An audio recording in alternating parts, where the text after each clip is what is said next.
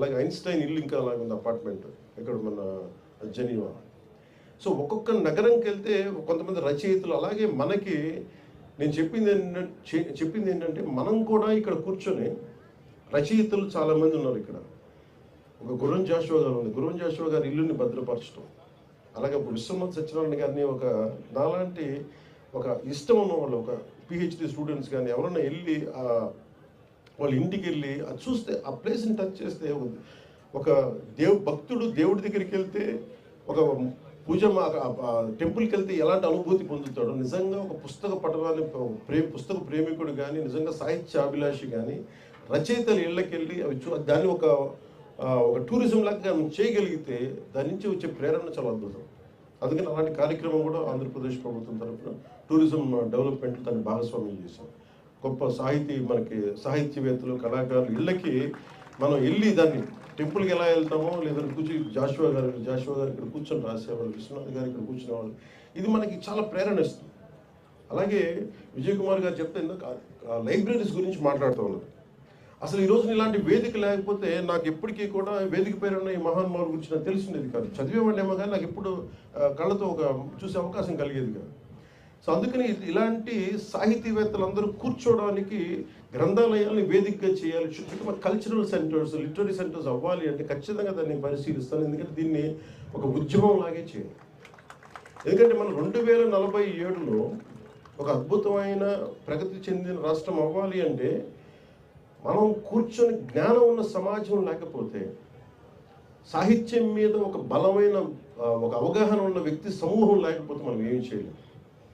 మన చేతుల్లో పుస్తకాలు ఉన్నాయి. ఈరోజు ఒక్కొక్క పుస్తకం మీరు చూస్తే మీరు ఆలోచించాల్సింది, ఆ పుస్తకం రాసిన ఒక పేజీ మనం రాయగలమో మనం ఆలోచించాలి. పుస్తకం నచ్చిందా నచ్చలేదా సెకండ్, అసలు రాయాలంటే ఎంత కష్టపడాలి. భాషలో ఏముంటుందని, ఉచ్చారణ ఏముంటుందని, మనం మాట్లాడేటప్పుడు తప్పులు దొరలకుండా, రాసేటప్పుడు తప్పులు దొరలకుండా రాయాలంటే ఎంత కష్టపడాలి. ఇది మనం అర్థం చేసుకున్నప్పుడు ముందు చాలా గౌరవం పెరుగుతుంది చేతుల్లో. అలాగే తర్వాత మనం నచ్చినాయిగా అది మనం ఎలా ప్రభావితం చూపించినాయి. శ్రీశ్రీ గారి మహాప్రస్థానం కానీ ఒక్కొక్క రచనలు, అలాగే ఎంతమంది కాంటెంపరీ రచయితలు మనం అర్థం చేసుకోవచ్చు, వాళ్ళ దృక్పథం అర్థం చేసుకోవచ్చు. ఇవన్నీ మనకి మనస్ఫూర్తిగా మీకు జ్ఞానాన్ని పెంపొందించేది ఇలాంటి బుక్ ఫెయిర్స్. అందుకని మనస్ఫూర్తిగా నేను మరొకరందరికీ ధన్యవాదాలు తెలుపుకుంటా ఉన్నాను.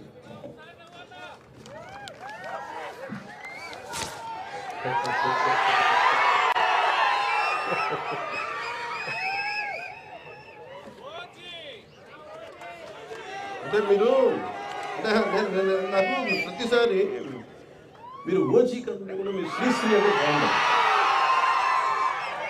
అంటే నేను అనేది, మీరు సినిమా చూడటం కరెక్టే, మరి నేను మీకు ప్రాణం అయితే నాకు పుస్తకాలు నాకు ప్రాణం.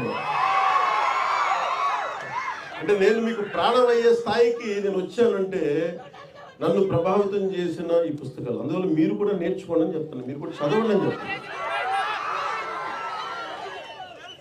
అలాగే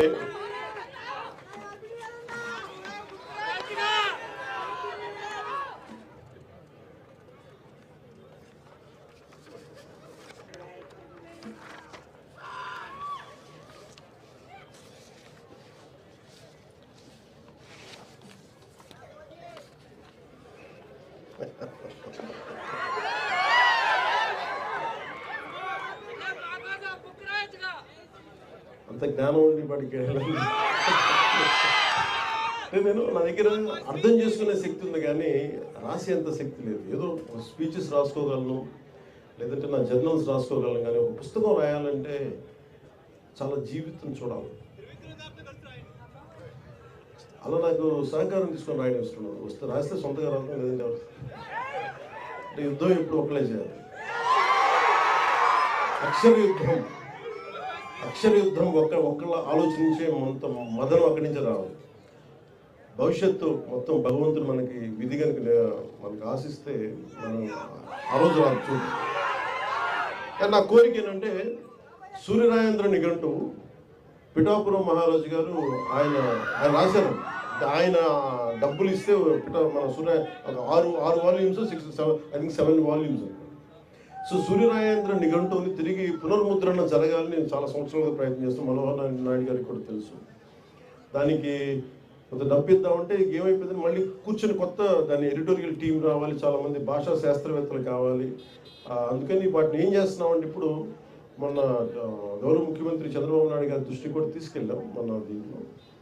సో ఈరోజు మన ఏదో మాట్లాడుతున్న దాదాపు 1,40,00,000 1,70,00,000 దాకా అవుతుందని చెప్తా ఉన్నారు చేయడానికి. సో నేను అనుకుంటుంది, నేను ఒక 3వ వంతు నేను భరిస్తాను. అలాగే కేంద్ర ప్రభుత్వం రాష్ట్ర ప్రభుత్వం సహకారం తీసుకొని, అంటే సూర్యరాయేంద్ర నిఘంటు ఎందుకు అవసరం అనడానికి ఇందాక నేను మిస్ అయిపోయింది. మాల్కమ్ ఎక్స్ది, అంటే అతను డిక్షనరీ చదివి మహాజ్ఞాని అయిపోయాడు, మా గొప్ప వక్త అయిపోయాడు, సివిల్ రైట్స్ లీడర్ అయిపోయాడు. అట్లాగా డిక్షనరీ చాలా చాలా కీలకం. సో డిక్షనరీస్ మీరు చదవండి.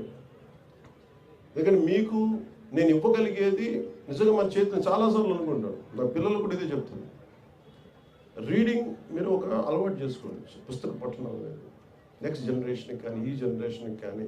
ఎంతసేపు టీవీలు చూస్తాం, ఎంతసేపు ట్విట్టర్ మీద ఉంటాం, ఎంతసేపు సోషల్ మీడియా చూస్తాం. నిజంగా కనుక మన పుస్తకాలు చదివితే మనకు వచ్చే జ్ఞానం వేరు, పోరాటం చేసే శక్తి వేరు ఉంటుంది. నేను చాలాసార్లు కుంగిపోయినప్పుడు ఒక శేషేంద్ర నాకు ఉత్సాహం ఇచ్చాడు, గుంటూరు శేషేంద్ర. అలాగే నాకు తిరుగుబాటు చేయాలి, గతి మనకు దారి తెన్ను లేదు, కానీ చీకట్లో ఒక దీపంలా కనిపిస్తుంది అనేది నాకు చెప్పడానికి నాకు ఒక దేవరకొండ బాలగంగాధర్ తిలక్ నాకు దారి చూపించాడు.